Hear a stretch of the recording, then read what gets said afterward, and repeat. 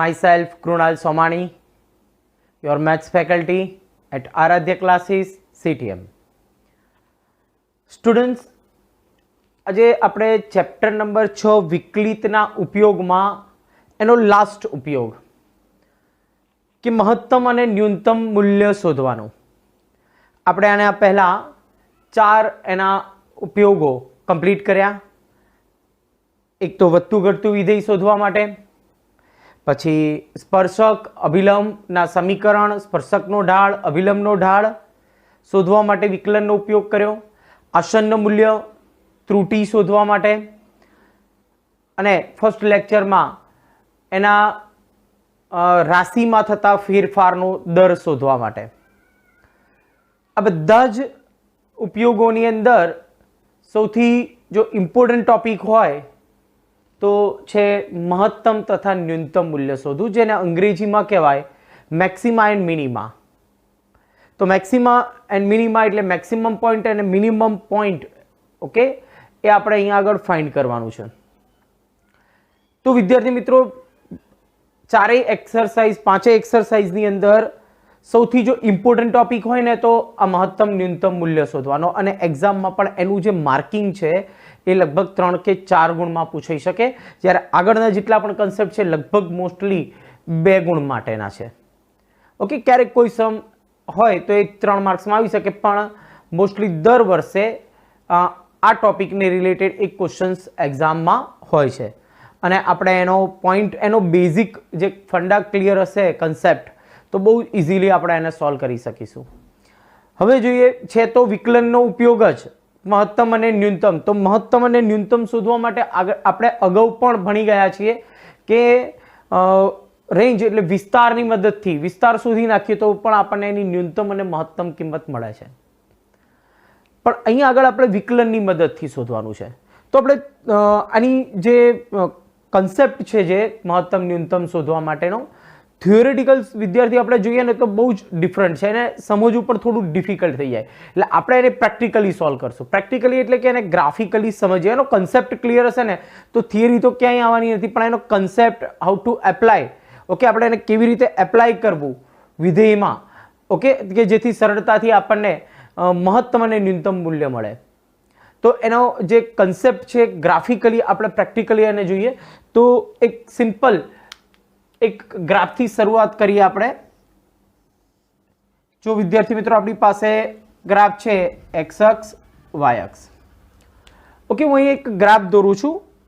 વક્ર, ધારો કે એક વક્ર, સિમ્પલ વક્ર મેં આવી રીતે દોર્યો છે. તો આ વક્ર એ open interval a to b કોઈ પણ અંતરાલ હોઈ શકે. એ અંતરાલની અંદર એ સતત અને વિકલનીય હોવું જોઈએ. આપણને કન્સેપ્ટ સતતનો ખબર છે, ચેપ્ટર નંબર 5 ની અંદર આપણે ક્લિયર કર્યો છે. ઓકે, એની ડાબી બાજુનું લક્ષ, જમણી બાજુનું લક્ષ સમાન હોવું જોઈએ. ઓકે, અથવા તો આપણે જોઈને પણ વક્ર જોઈને ખ્યાલ આવી જાય કે જે વક્રને આપણે પેન્સિલ કે પેન ઉપાડ્યા વગર જો સરળતાથી દોરી શકીએ તો બધા જ વક્રો કેવા થાય? સતત થાય. સામાન્ય રીતે આપણે જાણીએ છીએ. ધારો કે અહીંયા આગળ આ વક્ર જોઈએ તો અહીંયા આ એ બિંદુ અને અહીંયા આગળ બી બિંદુ છે. તો a થી b ની અંદર એ સતત છે, વિકલનીય છે. હવે આપણે અહીંયા આગળ જોઈએ તો વિધેય, આપણો જે વક્ર છે એ વક્ર અહીંયા આગળ જેમ જેમ આપણે આમ જઈએ આગળ, x ની વેલ્યુ આ બાજુ વધતી જશે, બરોબર? એમ અહીંયા આગળ આપણને y ની વેલ્યુ મળે. y એટલે f of x. Okay, f of x. જેમ જેમ આપણે મૂકતા જઈએ એમ એ વિધેય વધતું જાય છે. જોઈ શકો છો તમે, આ વિધેય કેવું થાય છે? વધતું જાય છે. અને કોઈ એક પોઈન્ટ પર, તો એ પોઈન્ટ પર ધારો કે c belongs to open interval a b પર એની મહત્તમ મૂલ્ય મળે છે ત્યાં આગળ. ઓકે, જ્યાં એનું પ્રથમ વિકલન 0 થાય છે. Okay, f' x 0. ઓકે, એટલે આપણે એને f' c કહીએ, c બિંદુ આગળ. એટલે કે જો અહીંથી વિધેય કેવું થાય છે? વધતું જાય છે. વધતું વધતું વધતું અહીંયા આગળ પહોંચે છે, જેના ટર્નિંગ પોઈન્ટ, એને ક્રિટિકલ પોઈન્ટ કહેવાય. એના નિર્ણાયક બિંદુ આગળ એનું મૂલ્ય આપણને 0 મળે છે. હવે એ જ ગ્રાફ આપણે આગળ કન્ટિન્યુઅસ કરીએ તો અહીંયા આગળ એ ઘટતું જાય છે, બરોબર? ઓકે, એટલે અહીંયા આગળ તમે આ વક્રનો જો આ જે વક્ર છે, વક્ર પર આ ભાગની અંદર એનું f' x જોશો ને તો f(x) એ ગ્રેટર ધેન 0 આવશે, એટલે વધતું વિધેય છે. એ તો આપણે અહીંયા આગળ જો મહત્તમ ન્યૂનતમ વધતું ઘટતું વિધેયથી પણ ક્લિયર કરીએ છીએ. જો આ વધતું વિધેય છે બરોબર, અને અહીંયા આગળ પછી વિધેય કેવું થઈ જાય છે, f(x) લેસ ધેન 0 થઈ જાય, એટલે કેવું વિધેય થઈ જાય, ઘટતું વિધેય. એટલે આ બાજુ એ ઇન્ક્રીઝિંગ ફંક્શન છે, આ બાજુ એ ડિક્રીઝિંગ ફંક્શન થાય છે. તો વિધેય f(x) થી એટલે કે f(x) ગ્રેટર ધેન 0 એટલે કે ધનથી ઋણ તરફ જાય છે. ધનથી આ ધન છે, વેલ્યુ જોઈ શકો છો, ધનથી ઋણ તરફ જાય છે, f(x) લેસ ધેન 0 છે. ઓકે, એટલે કે જો વિધેય ઘટતું જતું હોય, વધતું જાય અને પછી ઘટતું જાય છે, તો અહીંયા આગળ જે આપણું નિર્ણાયક બિંદુ છે એ નિર્ણાયક બિંદુ આગળ એટલે આ બિંદુ આગળ આપણને એનો મહત્તમ વેલ્યુ મળે આપણને બરોબર. તમે જોઈ શકો છો આમ પણ ગ્રાફની અંદર સી બિંદુ આગળ એની મહત્તમ વેલ્યુ કઈ હશે, તો અહીંયા આગળ y અક્ષ પર જે બિંદુ હશે ને આ બિંદુ, દેન જેને આપણે f(c) કહીએ, તો f(c) એની મહત્તમ વેલ્યુ હશે અને c એ એનું c આગળ એની મહત્તમ વેલ્યુ મળે. ઓકે, કયા બિંદુ આગળ મળે, તો c આગળ એની મહત્તમ વેલ્યુ મળે, અને એ મહત્તમ વેલ્યુ કેટલી હશે, તો એનું y અક્ષ પર આપણે જો એનો લંબ દોરીએ તો y અક્ષ પરનું જે બિંદુ મળે એ બિંદુ એનું મહત્તમ મૂલ્ય હશે.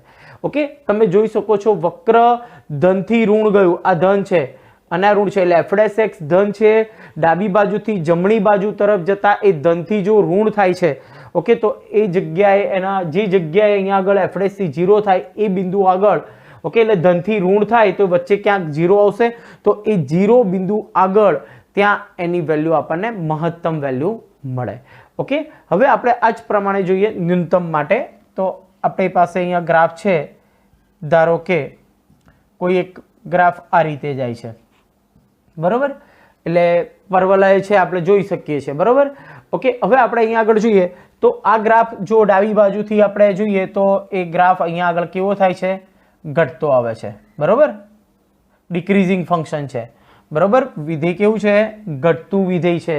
ઓકે, અને આ બિંદુ આગળ સી બિંદુ આગળ ત્યાં f(c) શું થઈ જશે, 0 થઈ જશે. તો આ બિંદુ થયું એનું c બરોબર. તો આ જે બિંદુ મળ્યું ને એ બિંદુ આગળ એની સૌથી ન્યૂનતમ વેલ્યુ મળે છે બરોબર, અને પછી ગ્રાફ કેવો થતો જાય છે, વધતો જાય છે. એટલે અહીંયા ઇન્ક્રીઝિંગ ફંક્શન થાય, વધતું વિધેય.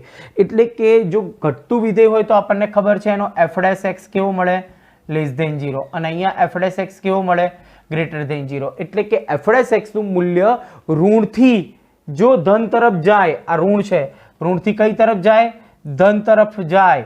ઓકે, તો એનો અર્થ એવો થયો કે એ વિધેયનું સી બિંદુ આગળ અહીંયા આગળ એનું મૂલ્ય કેવું મળશે, ન્યૂનતમ મૂલ્ય મળે. એને ન્યૂનતમ મૂલ્ય મળે અને મૂલ્ય કેટલું હશે, તો અહીંયા આગળ આ જે બિંદુ y અક્ષ પર બિંદુ હશે, આ બિંદુ એનું ન્યૂનતમ મૂલ્ય થાય.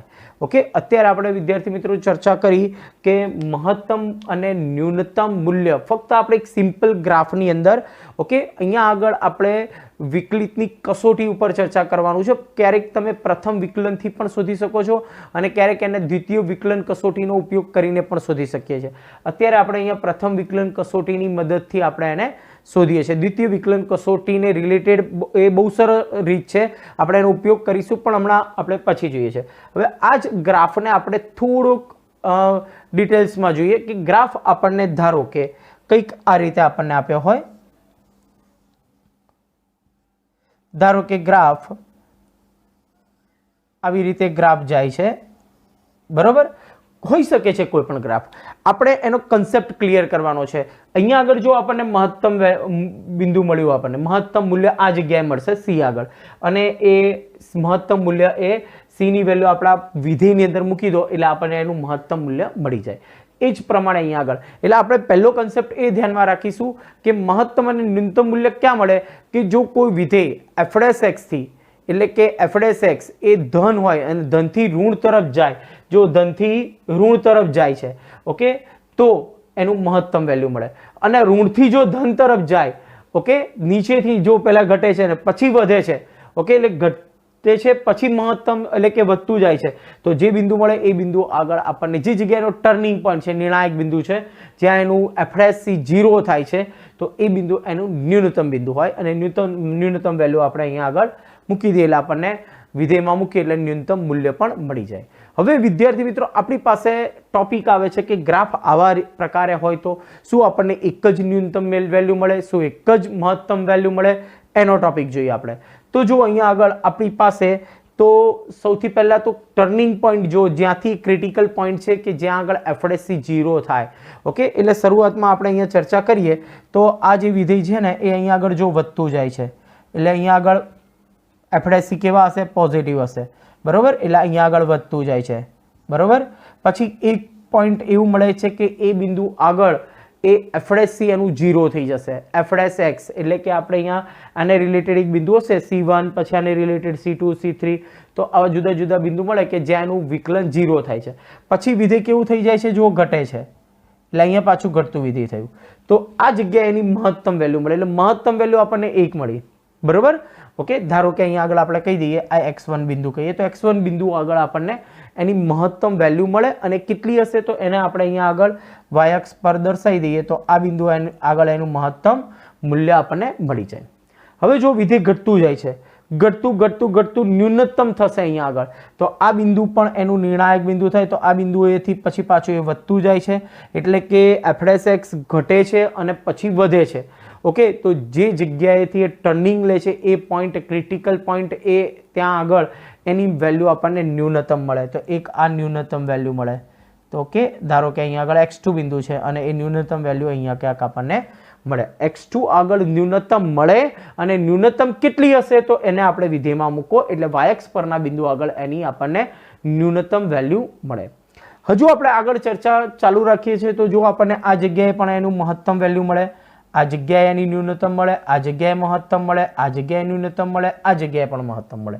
એટલે આપણને એવું નથી કે આ ફક્ત એક જ ન્યૂનતમ અને મહત્તમ મળે. તો ડિપેન્ડન્ટ ઓન ક્વેશ્ચન, ગ્રાફ કેવા પ્રકારનું છે, વિધેય કેવા પ્રકારનું છે એના પર આધાર રાખે છે. એટલે હવે જો સિમ્પલ એક્ઝામ્પલ્સ હશે, ધારો કે તમે પર્વ લઈ લો એક simple example y = x². Okay, તો આપણે જોઈ શકીએ, જાણીએ છીએ કે ધારો કે x² હોય તો એ આ રીતે ઉદ્ગમ બિંદુથી પસાર થાય. આ રીતે પહેલા ઘટતું વિધેય આવે અને પછી વધતું જાય. ઓકે, એટલે આ બિંદુ આગળ એનું શું મળે આપણને મહત્તમ વેલ્યુ મળતી હોય છે, બરોબર. ઓકે, ન્યૂનતમ વેલ્યુ ઘટે છે અને પછી વધે છે તો જે બિંદુ આવે ત્યાં આગળ એનું આપણને ન્યૂનતમ કે મહત્તમ વેલ્યુ મળતી હોય છે, બરોબર. એટલે આ ગ્રાફમાં આપણને એક જ વેલ્યુ મળી.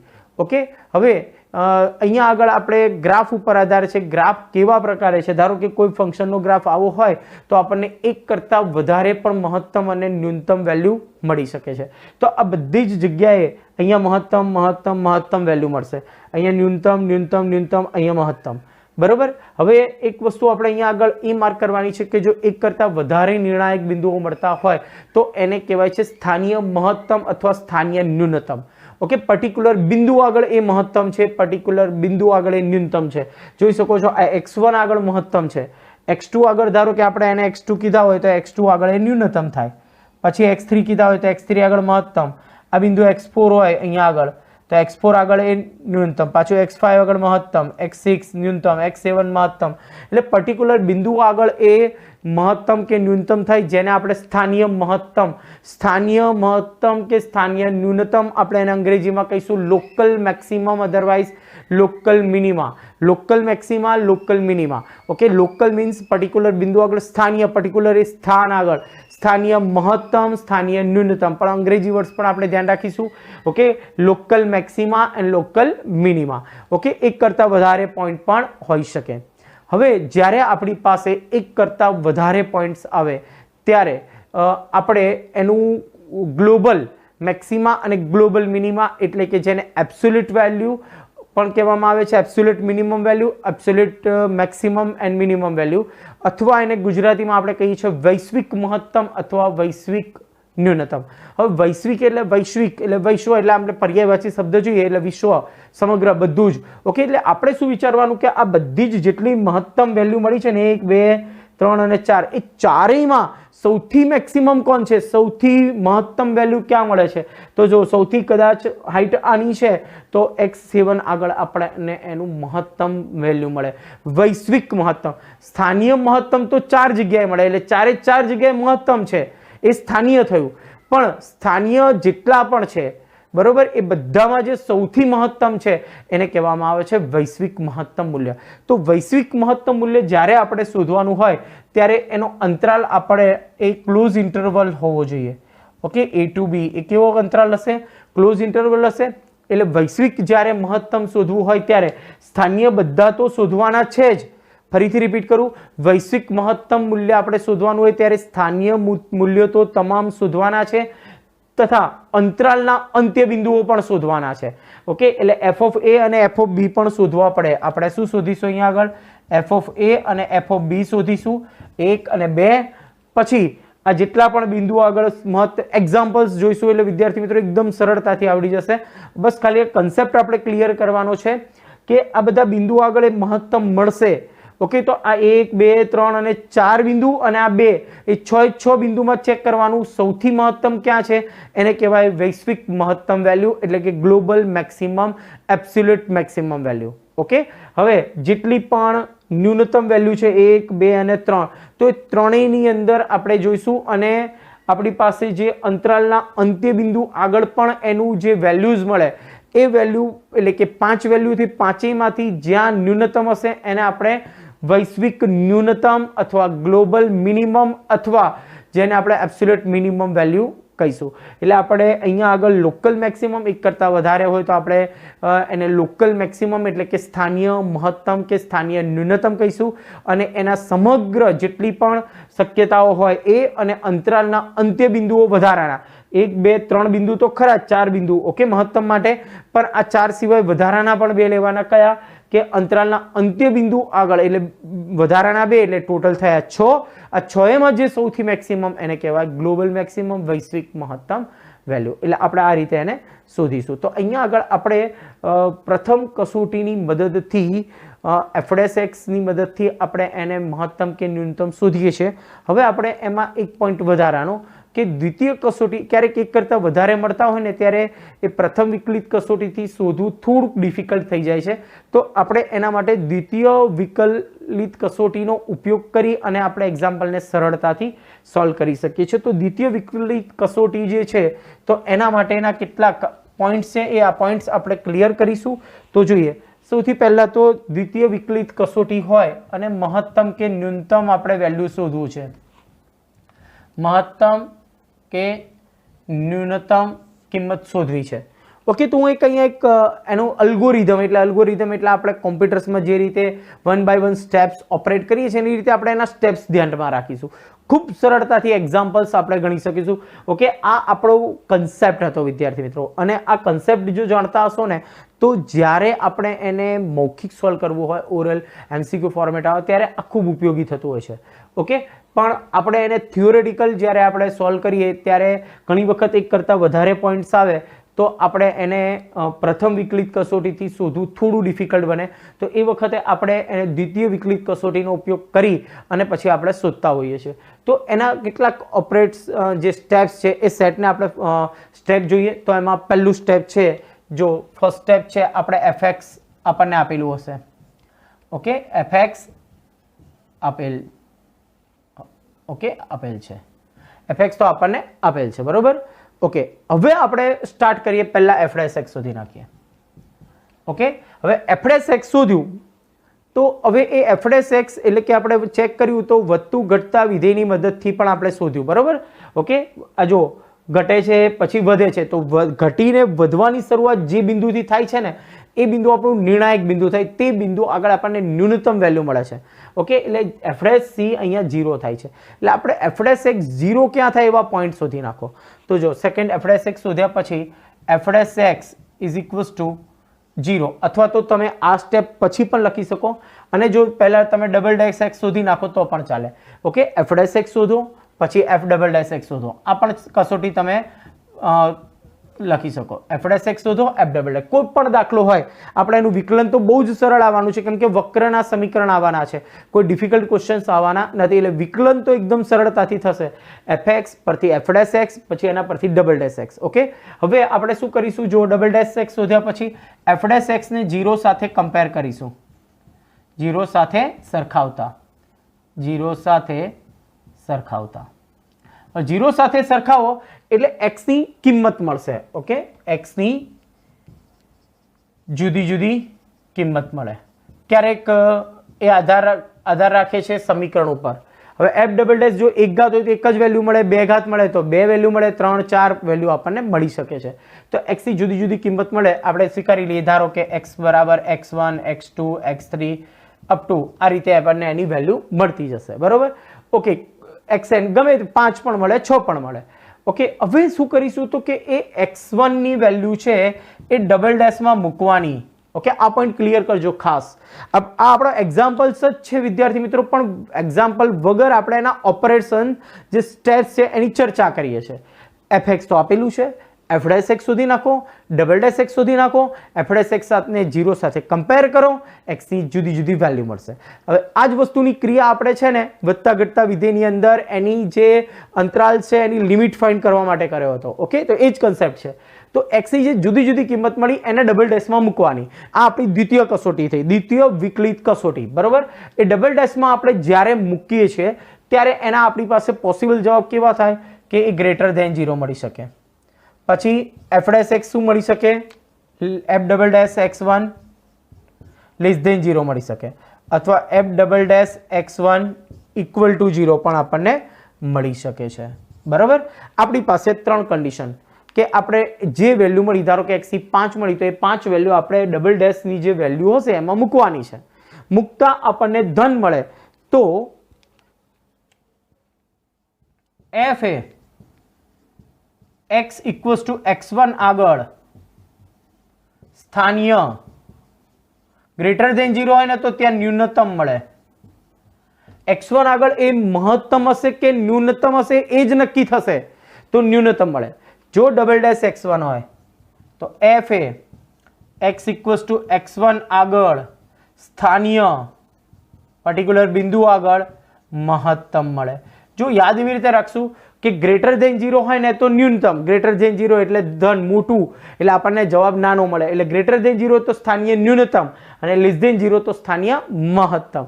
હવે ઇક્વલ ટુ 0 મળે તો અહીંયાથી આપણે જો ઇક્વલ ટુ 0 મળે તો આપણે મહત્તમ કે ન્યૂનતમ નક્કી કરી શકતા નથી. એટલે વિકલિત કસોટી એટલે કે દ્વિતીય વિકલિત કસોટી અહીંયા શક્ય નથી. એટલે મહત્તમ કે ન્યૂનતમ નક્કી કરી શકતા નથી ડબલ ડેશથી. ઓકે, તો શું કરવું?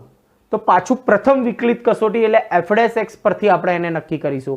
એટલે કે આ કેસમાં આપણે પ્રથમ વિકલિત કસોટીનો ઉપયોગ કરીશું.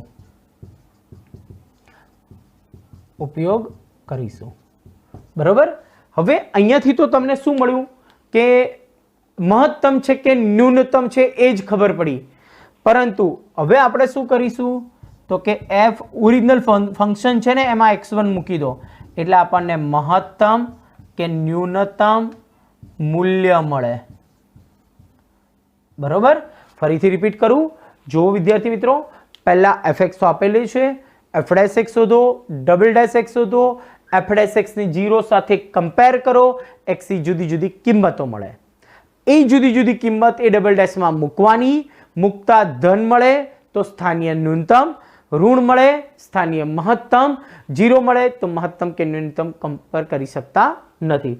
ઓકે, હવે ધારો કે આપણને સ્થાનીય ન્યૂનતમ મળ્યું, આપણને ડબલ ડેશમાં મૂકવાથી એટલું ખબર પડશે કે એ મહત્તમ છે કે ન્યૂનતમ છે, એટલું જ ખબર પડશે, વેલ્યુ મળશે નહીં. અને એ વેલ્યુ શોધવા માટે એ જે બિંદુ આગળ ન્યૂનતમ છે એ બિંદુ ઓરિજિનલ ક્વેશ્ચનમાં પાછું મૂકી દેવાનું મૂળ વિધેયમાં.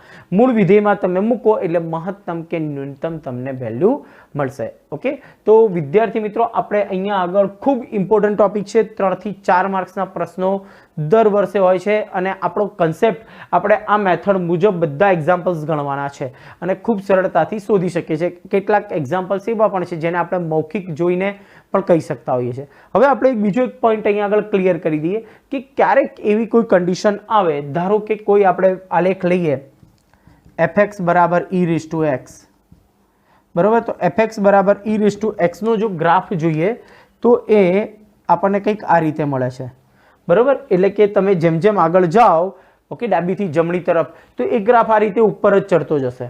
ઓકે, એટલે e રેઝ ટુ x નું વિકલન શું થાય?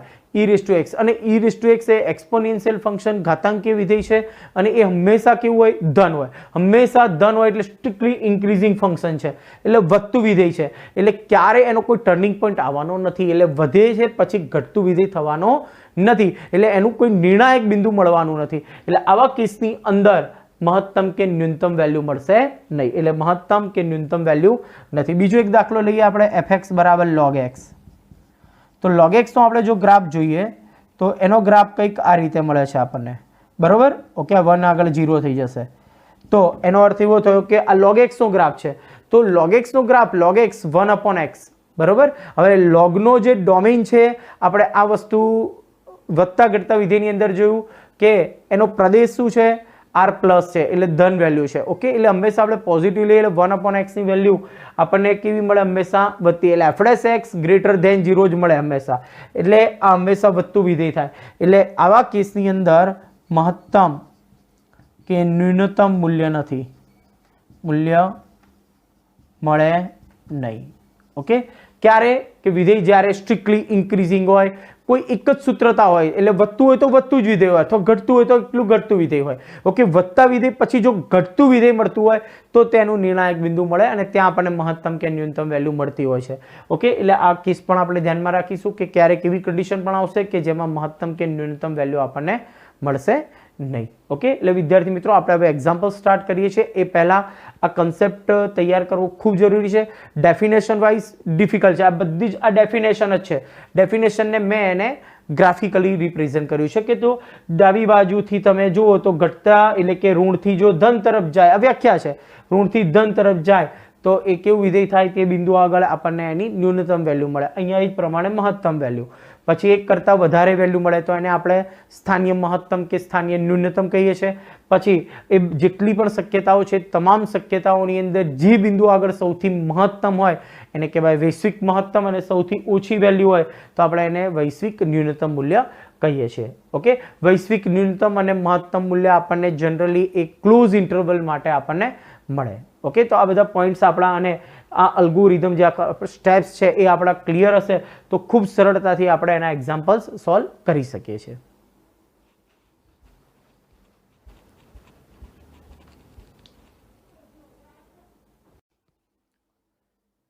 નેક્સ્ટ સ્વાધ્યાય 6.5 ની શરૂઆત કરીએ. શરૂઆતનો પ્રશ્ન છે કે વિધેયના મહત્તમ કે ન્યૂનતમ મૂલ્ય જો હોય તો શોધો.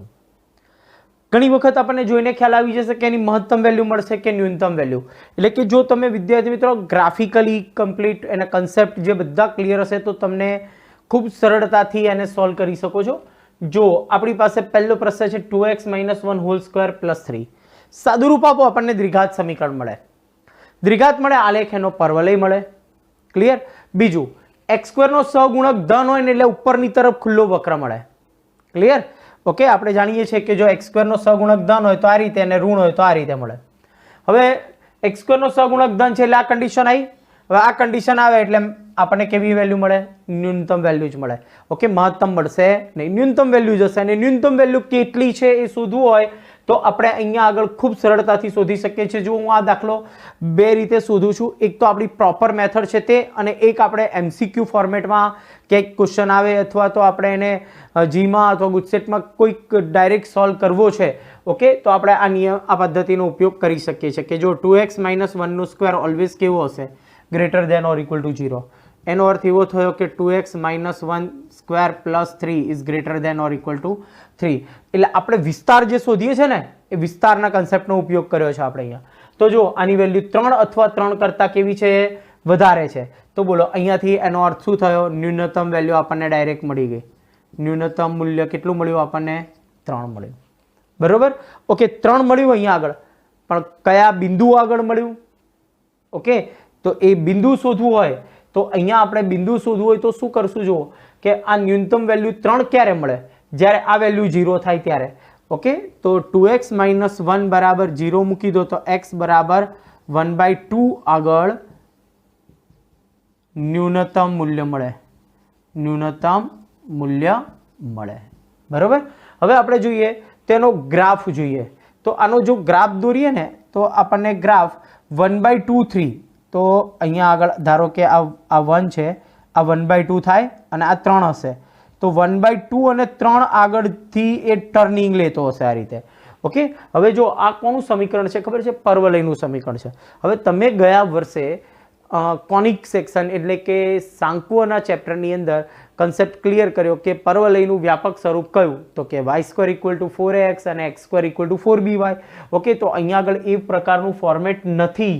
ઓકે, આ પણ પરવલય છે જુઓ, બરોબર, પરંતુ આપણે લાસ્ટ યર આપણા જે ટેક્સ્ટ બુકના સિલેબસમાં જે ટોપિક ભણ્યા છીએ એની અંદર જેનું શીર્ષ 0 હોય એવા જ પરવલયનો કન્સેપ્ટ આપણે ક્લિયર કર્યો છે.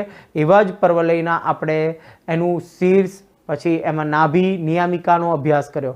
ઓકે, હવે આનો અર્થ એવો થાય કે આનો જે આલેખ છે ને આવો મળે એટલે આનું શીર્ષ કયું હશે? તો શીર્ષ હશે 1/2 3.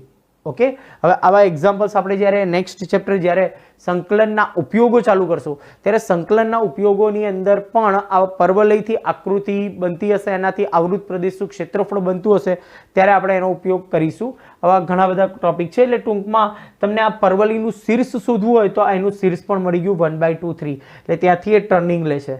ઓકે, એટલે આ 1/2 આગળ એનું વેલ્યુ 3 મળે છે, એટલે એ એનું 1/2 આગળ ન્યૂનતમ થયું અને ન્યૂનતમ મૂલ્ય 3 થયું. બરોબર, આ આપણો બેઝિક જે કન્સેપ્ટ છે વિસ્તાર શોધીએ છીએ એ જ પ્રમાણે આપણે શોધ્યું. હવે હું આ જ દાખલો એક બીજી આપણી જે રેગ્યુલર મેથડ છે એ મેથડ મુજબ ગણીએ, કેમ કે આગળ જતાં આપણે બધા જ દાખલા ઓકે ઘણી વખત શું થાય કે આપણે આ મેથડની મદદથી વક્ર છે દ્વિઘાત તો આપણે અહીંયા આગળ સરળતાથી ખબર પડી જાય, પરંતુ 4 ઘાત કે 5 ઘાત એવી કોઈ રકમ આપેલી હોય ત્યારે આપણે સરળતાથી આ રીતે વિસ્તાર શોધી શકતા નથી. તો એ વખતે આપણી જે દ્વિતીય વિકલિત કસોટીની મેથડ હતી એ મેથડ મુજબ આપણે એને સોલ્વ કરીશું. તો જો અહીંયા આગળ પણ આપણે સાથે સાથે સોલ્વ કરીએ એટલે પ્રેક્ટિસ થઈ જશે આપણને. તો સૌથી પહેલાં તો જુઓ આપણી પાસે fx કેટલા છે? તો fx છે 2x - 1 એનો સ્ક્વેર પ્લસ 3. ઓકે, સાદું રૂપ આપી દો, આનું વિસ્તરણ થશે 4x² - 2 દુ 4x + 1 + 3, તો આપણને 4x² - 4x + 4 મળશે. બરાબર, ઓકે, ચલો તો આ થઈ ગયું આપણું વિધેય fx. હવે આપણે શોધી નાખીએ f'(x). કેટલા મળે? 4 દુ 8x - 4. બરાબર, જેવું f'(x) શોધો તરત ∬x શોધી નાખો. 8x પરથી કેટલા મળશે? 8 અને 4 નું શું થશે? 0. હવે આપણે શું કામ કરીએ છીએ જુઓ વિદ્યાર્થી મિત્રો કે આપણે હવે નેક્સ્ટ પોઈન્ટ શું કરીશું કે f'(x) = 0 લખીશું અને x ની શક્ય કિંમત શોધીશું. તો 8x - 4 = 0. તો 8x બરાબર કેટલા થશે? 4. તો x બરાબર શું મળશે આપણને? 1/2. જો અહીંયા આગળ આપણને x 1/2 મળેલા છે. ઓકે, એટલે આપણને અહીંયા સરળતાથી મળી જશે. એટલે આ મેથડે જ આપણે બધા એક્ઝામ્પલ્સ ગણવાના છે. આ રેન્જ જે છે વિસ્તાર શોધવાની મેથડ છે, તો એ મેથડ આપણે બહુ જ સિમ્પલ 1 માર્કનું હોય ત્યારે આપણે એનો ઉપયોગ કરીશું, પણ બાકી વિધેય દ્વિઘાત હોય તો બરોબર છે, પણ 4 ઘાત 5 ઘાત આપ્યા હોય ત્યારે સરળતાથી આપણે આ મેથડથી એને સોલ્વ કરીશું. ચલો, x બરાબર 1/2 એને ક્યાં મૂકવાના? ડબલ ડેશમાં મૂકવાના. તો ડબલ ડેશમાં x દેખાય ત્યાં મૂકવાના. ડબલ ડેશમાં તો x છે નહીં એટલે 8 ના 8 રહેશે અને એ તો હંમેશા >0 જ રહેશે. એટલે આપણને પહેલેથી ખબર પડી જશે ડબલ ડેશમાં મૂકવાથી આપણને ફક્ત મહત્તમ છે કે ન્યૂનતમ એ જ નક્કી કરી શકીએ, મૂલ્ય મળે નહીં. ઓકે, તો નેક્સ્ટ પોઈન્ટ માટે શું લખી શકીએ આપણે અહીંયા આગળ? માટે f એ x = 1/2 આગળ સ્થાનીય ન્યૂનતમ છે. માટે ન્યૂનતમ મૂલ્ય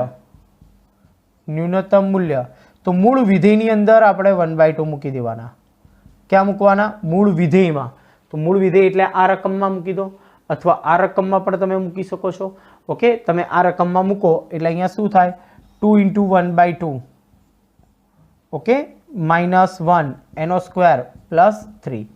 ફરીથી જોઈએ, 2 × 1/2 -1 એનો સ્ક્વેર પ્લસ 3, એટલે આ કેન્સલ થઈ જાય એટલે 0 + 3 એટલે આપણને 3. તો ન્યૂનતમ મૂલ્ય કેટલું મળ્યું આપણને? 3.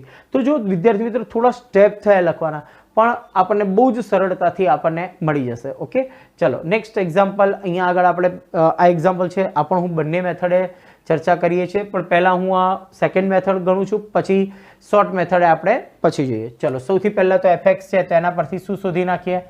f'(x) 9 દુ 18x + 12, જે તરત જ આપણે ડબલ ડેશ x શોધી નાખીએ એટલે 18x નું થશે 18. આ પણ હંમેશા greater than or equal to 0, greater than 0 જ હોય એટલે શું થાય? હંમેશા ધન હશે આ. ઓકે, અને જોઈ શકો છો 9x², x² નો સહગુણક ધન, ઉપરની તરફ ખુલ્લો વક્ર એટલે ન્યૂનતમ વેલ્યુ જ મળે આપણને. ઓકે, હવે આપણે શું કરવાનું કે f'(x) ને કોની સાથે કમ્પેર કરવાના? 0 સાથે.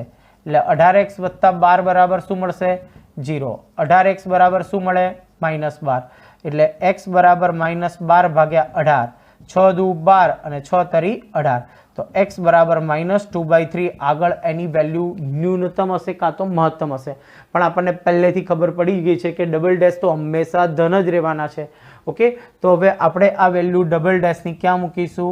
2/3 -2/3 ડબલ ડેશમાં મૂકીશું, એ 18 જ રહેશે, ગ્રેટર ધેન 0. માટે f એ x = -2/3 આગળ સ્થાનીય ન્યૂનતમ છે.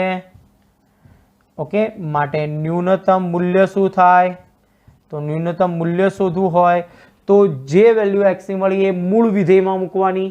ઓકે, તો f of -2/3, તો ચલો 9 એઝ ઇટ ઇઝ -2/3 નો સ્ક્વેર કરો એટલે 4/9 થઈ જાય. 12 એઝ ઇટ ઇઝ -2/3 અને +2, અહીંયાથી 9 કેન્સલ, 3 ચોક 12, એટલે અહીંયા 4, 4 દુ 8 + 2, 4 ને 2 6, 6 માંથી 8 જાય એટલે -2, તો ન્યૂનતમ મૂલ્ય આપણને મળે -2. ઓકે, હવે આ જ દાખલો કદાચ 1 માર્ક્સમાં પ્રશ્ન પૂછાયો, MCQમાં પૂછાયો, તો તમારે અહીંયા આગળ સોલ્વ કરવો હોય તો આપણે એને છે ને પૂર્ણ વર્ગ પદાવલી બનાવવાની. ઓલરેડી આ એક્ઝામ્પલ્સમાં પૂર્ણ વર્ગ પદાવલી હતી, એટલે જો અહીંયા આગળ કેવી રીતે પૂર્ણ વર્ગ પદાવલી બનાવાય, તો જુઓ 9x² + 12x + 2. તો પૂર્ણ વર્ગ પદાવલી બનાવવા આપણે એનું અંતિમ પદ શોધીશું.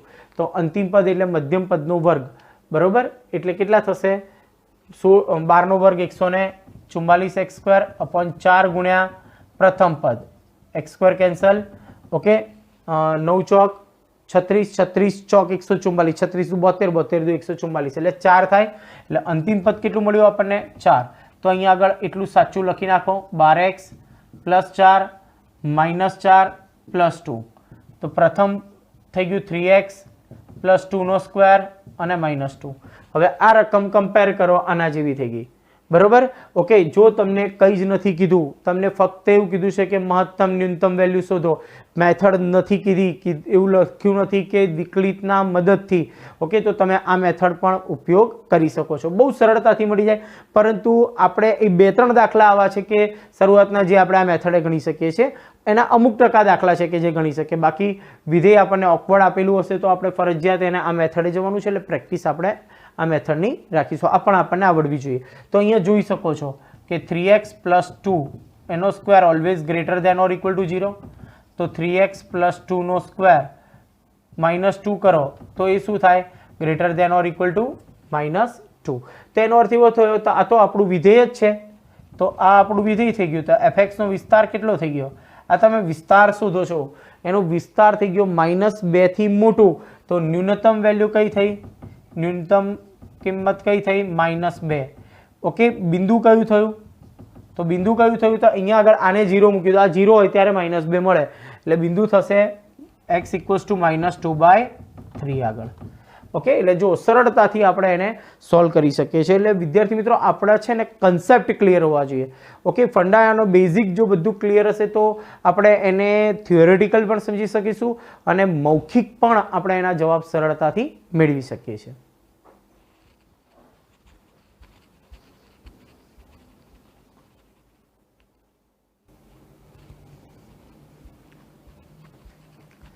Next example number 3. ત્રીજા નંબરનો પ્રશ્ન છે -x - 1 નો સ્ક્વેર + 10. વિદ્યાર્થી મિત્રો, આપણને જોઈને તો તરત આવડી જ જવા જોઈએ અમુક પ્રકારના વિધેયોના આન્સર. ઓકે, તો જો આનું વિસ્તરણ કરો, x² - 2x + 1, આગળ માઇનસ નિશાની બદલી નાખો. x² નો સહગુણક ઋણ થયો. ઋણ થયો એટલે કેવો? ઊંધા યુ આકારનો પરવલય મળે. ઊંધા યુ આકારનો મળે એટલે આપણને પરવલય આ રીતે મળે. એટલે પહેલા વધતું વિધેય, પછી ઘટતું વિધેય. ઓકે, તો આ બિંદુ આગળ એની કેવી વેલ્યુ મળે? મહત્તમ વેલ્યુ મળે. એટલે મહત્તમ હશે. અને મહત્તમ ક્યારે મળે? જ્યારે આ 0 હોય ત્યારે. એટલે આની મહત્તમ વેલ્યુ અને 10 આ આપણો આન્સર. ઓકે, સ્વાભાવિક છે કે અહીંયા આગળ આ કેવું હંમેશા greater than or equal to 0, x - 1 નો square greater than or equal to 0, minus કરો એટલે સ્વાભાવિક છે less than or equal to 0, બંને બાજુ 10 ઉમેરો એટલે અહીંયા 10 થઈ જાય, મહત્તમ 10 અથવા 10 કરતાં નાનું, એટલે ડાયરેક્ટ જવાબ આપણને મળી જશે. તો અહીંયા આગળ આપણે ડાયરેક્ટ તો જાણીએ જ છીએ. હવે થિયોરેટિકલ આપણે એને આપણા રેગ્યુલર મેથડ મુજબ આપણે એને સોલ્વ કરીએ. અત્યારે માર્કિંગ એક માર્ક્સ કે 2 માર્ક્સ કંઈ કીધું નથી, તમે કોઈ પણ મેથડ એપ્લાય કરી શકો છો. ચલો જો સૌથી પહેલાં આપણે f' શોધી નાખીએ. ઓકે, તો જો માઇનસ એઝ ઇટ ઇઝ, ઘાત આગળ. આને તમે દ્વિઘાતમાં પણ સમીકરણમાં કન્વર્ટ કરીને પણ કરી શકો અથવા એઝ ઇટ ઇઝ પણ તમે રાખી શકો. જો ઘાત આગળ 1 ઘાત ઓછી, બરોબર. હવે x નું ફરીથી એટલે x - 1 નું 1 અને 10 નું 0. હવે f'(x) તો -2 અચળ અને x નું 1 એટલે આન્સર મળે -2. આ તો હંમેશા નેગેટિવ જ રહેવાના છે કેમ કે x ઉપર આધારિત જ નથી, અચળ છે. ઓકે, એટલે -2 એટલે લેસ ધેન 0 મળ્યા એટલે મહત્તમ જ હોય. ચલો હવે આપણે શું કરવાનું? f' બરાબર 0 કમ્પેર કરીએ તો માટે 2 × x - 1 બરાબર 0, માટે x - 1 બરાબર 0 એટલે x બરાબર 1. આ x બરાબર 1 ક્યાં મૂકવાના? ડબલ ડેશમાં. તો ડબલ ડેશમાં આપણે મૂકીએ તો મહત્તમ છે કે ન્યૂનતમ ખબર પડે. ઓકે, વેલ્યુ ના મળે. -2 લેસ ધેન 0 માટે વિધેય f એ x = 1 આગળ સ્થાનીય મહત્તમ છે. તો માટે મહત્તમ મૂલ્ય બરાબર શું થઈ જાય? f(1) મૂળ વિધેયમાં 1 મૂકી દો એટલે -0 નો સ્ક્વેર પ્લસ 10 બરાબર 10. એટલે મહત્તમ મૂલ્ય મળે આપણને 10. ઓકે, એટલે આપણને ડાયરેક્ટ પણ મળે છે અને થિયોરેટિકલ આપણે એટલા માટે પ્રેક્ટિસ કરીએ છીએ. શરૂઆતમાં આગળ જતા એક્ઝામ્પલ્સ થોડા ડિફિકલ્ટ આવવાના છે એટલે આપણને એની પ્રેક્ટિસ થઈ જાય. ચલો નેક્સ્ટ ક્વેશ્ચન જો fx. તો fx પરથી આપણે જોઈએ તો f'(x) શું થશે? 3x², 1 નું 0. (x) જોઈએ તો 6x. હવે આપણે શું કરીએ છીએ? f'(x) બરાબર 0 તો 3x² બરાબર 0 આપણે સાથે કમ્પેર કરીશું ત્યાં. ઓકે, તો x² બરાબર 0 તો x બરાબર શું મળે આપણને? 0. એ 0 આપણે ક્યાં મૂકવાના છે? ડબલ ડેશમાં. જો વિદ્યાર્થી મિત્રો, ડબલ ડેશમાં આપણે મૂકીએ છીએ 6 × 0 તો 0. f'(x) પણ 0 મળે છે, (x) પણ 0 મળે છે. ઓકે, તો શું કરીશું આપણે?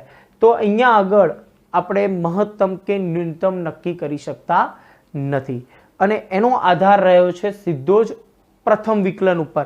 દ્વિતીય કસોટી અહીંયા ફેલ થઈ જાય છે. ઓકે, અહીંયા લાગુ પાડી શકાતી નથી. ઓકે, તો મહત્તમ કે ન્યૂનતમ મળતા નથી તો આપણે એના પ્રથમ વિકલન ઉપર ચર્ચા કરીએ. ઓકે, તો જો અહીં ચલો f'(x) શું છે? તો કે 3x². આ તો ઓલવેઝ ગ્રેટર ધેન 0 જ મળે કારણ x² છે, પોઝિટિવ થાય હંમેશા ધન, 3 વડે ગુણો એટલે હંમેશા ધન વિધેય, એટલે ઓલવેઝ ગ્રેટર ધેન f' જ એટલે વિધેય જ કેવું થઈ ગયું? સ્ટ્રિક્ટલી ઇન્ક્રીઝિંગ ફંક્શન, સતત વધતું વિધેય, ક્યાંય ટર્નિંગ નહીં. ઓકે, તો ટર્નિંગ નથી એટલે ક્યાં એનો ક્રિટિકલ પોઈન્ટ નહીં મળે, નિર્ણાયક બિંદુ નહીં મળે. બરોબર, એટલે ગ્રેટર ધેન 0 થઈ ગયું માટે f એ કેવું વિધેય થયું? ચુસ્ત વધતું વિધેય છે અને ચુસ્ત વધતું વિધેય છે માટે મહત્તમ કે ન્યૂનતમ મૂલ્ય ન મળે. ક્લિયર? તો આ બધા પોઈન્ટ્સ આપણે અહીંયા આગળ ક્લિયર કરીએ છીએ.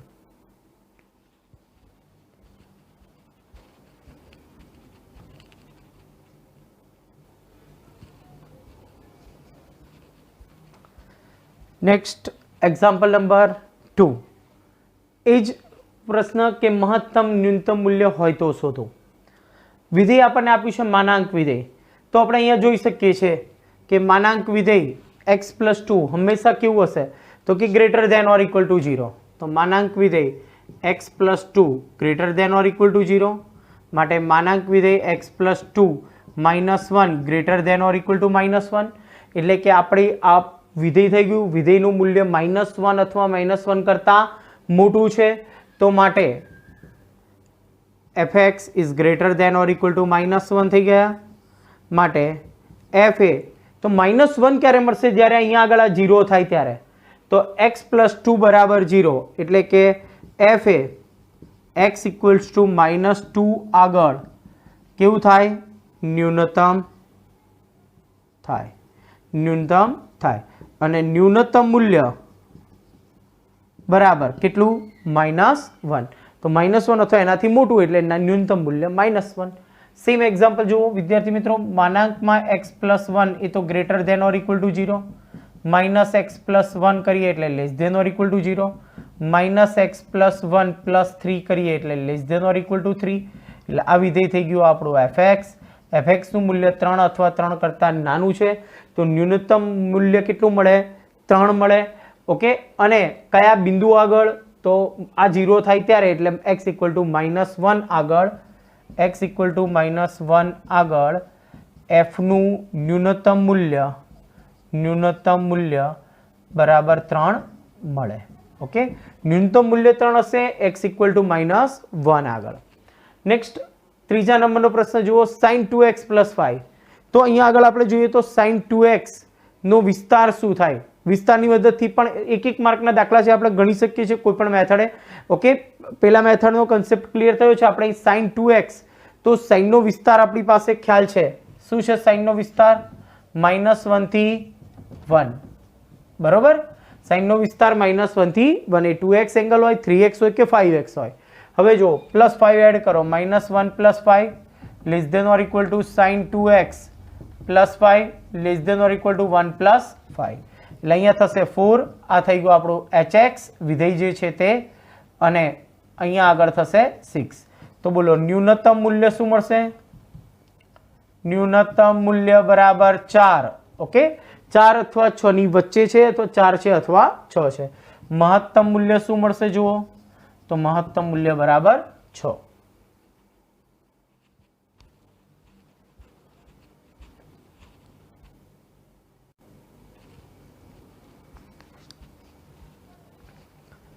નેક્સ્ટ એક્ઝામ્પલ નંબર 2 ની અંદર ફોર્થ ક્વેશ્ચન, fx બરાબર માનાંકમાં sin 4x + 3.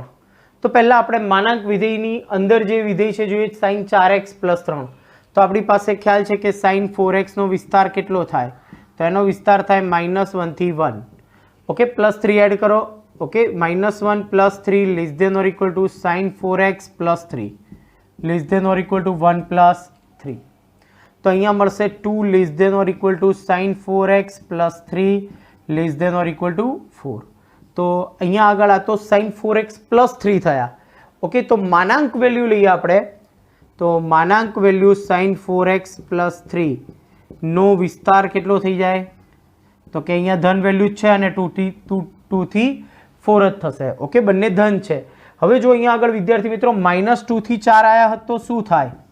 વિચારજો, -2 થી 4 તો 0 થી -2 અને 4. બરોબર, આની ધન વેલ્યુ લેવાની એટલે 0 થી -2 બધા 0 થી 2 માં આવી જાય. બરોબર, એટલે અંતરાલ તો 0 થી 4 થઈ જશે. બરોબર, -2 થી 4 હોય તો એનો માનાંક થાય 0 થી 4. હવે જુઓ, -6 થી 4 આવ્યું હોય તો શું કરવાનું? -6 થી 4 આ 0, તો -6 થી 0 વચ્ચેની તમામ સંખ્યાઓ 0 થી 6 થઈ જાય. એટલે આપણો અંતરાલ થઈ જાય 0 થી 6. એટલે ટૂંકમાં એક નેગેટિવ હોય અને એક પોઝિટિવ હોય તો 0 થી બંનેમાં જે મોટી હોય ને એ લેવાની, એટલે 0 to 6. બંને ધન હોય તો કોઈ પ્રોબ્લેમ નથી.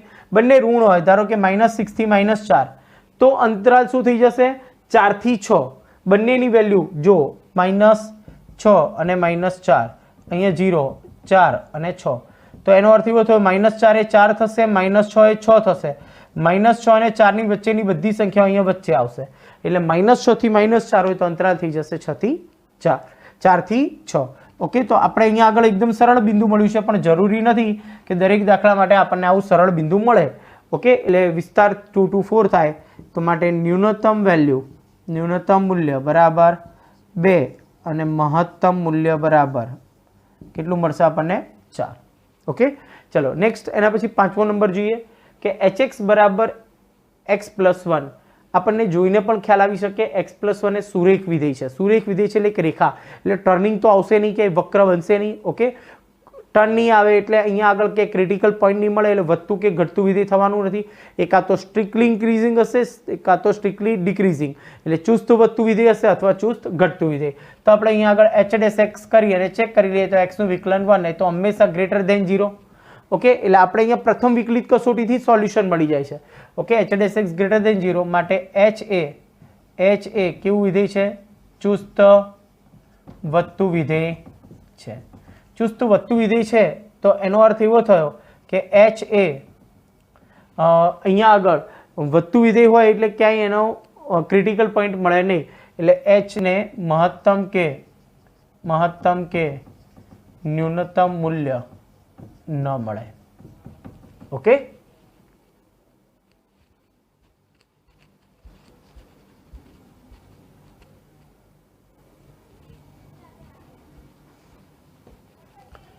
Next example number 4.